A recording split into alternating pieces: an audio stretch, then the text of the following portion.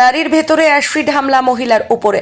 বেলুর থানার অন্তর্গত বেলুর ভোট বাগানে রাত 1:30টার সময় 25 বছরের এক তরুণীর উপর অ্যাসিড হামলা। দুষ্কৃতীরা পুরনো বাড়ির একটি গর্ত দিয়ে বিছানার উপর ফেলে দেয় অ্যাসিড।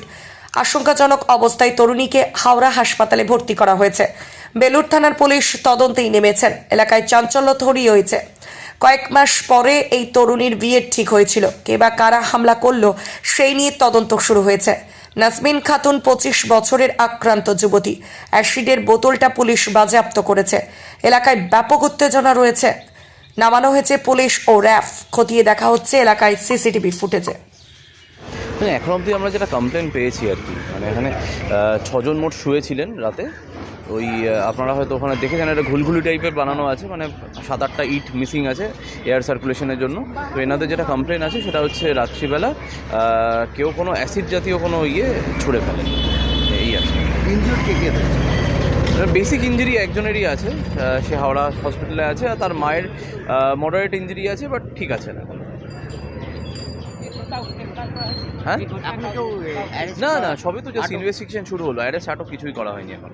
আমি এসে ওর বাড়িতেও গেছি। ও 19 নম্বর জেবিবি রোড, মানে ঠিক 40 নম্বরের জালি গেটের সামনে একটা বাড়িতে ঘুমন্ত অবস্থায় একটা মহিলা চিৎকার করে, তারপরে দেখা যায় কি মানে ওর পুরো বডিটা, মানে মুখটা বাঁচিয়ে তারপরে যেদিকে ঘুমিয়েছিল সেই দিকে পুরো জ্বলে গেছে। তাকে নিয়ে ওটা সব বলছে অ্যাসিড। তো এখন পুলিশ এসছে, পুলিশ তদন্ত করছে।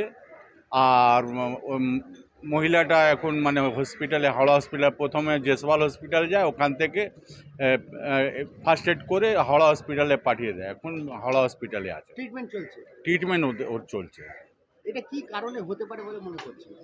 এখন তো মানে ওর মা, বাবা আর ভাই সবার সঙ্গে আমরা কথা বললাম, সবাই একটাই কথা বলছে কি আমাদের তো কারোর সঙ্গে শত্রুতা নেই, তো কি করে হয়েছে ওরাও বুঝতে পারছে না। আমরা পুলিশকে বলে দিয়েছি যে মানে যেই হোক একে খুঁজে বার করতে হবে।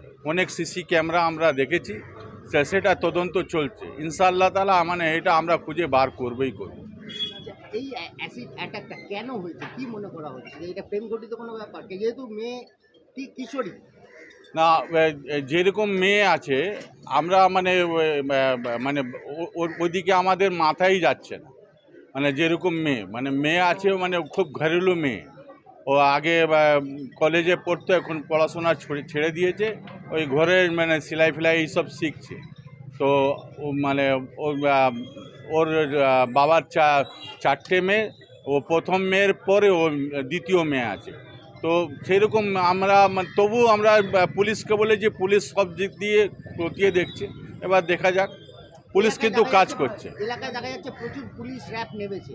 হ্যাঁ, এই সময় কোনো দুর্ঘটনা ঘটতে পারে কি এরকম? না, দুর্ঘটনা না, মানে পুলিশ খুব সিরিয়াস নিয়েছে। আমি মানে এখানে বলেছি কি যেই হোক এটা মানে একটা ঘটনা হয়েছে, একে তদন্ত করে বার করতেই হবে। আপনার নাম? আমার নাম রিয়াজ আহমেদ।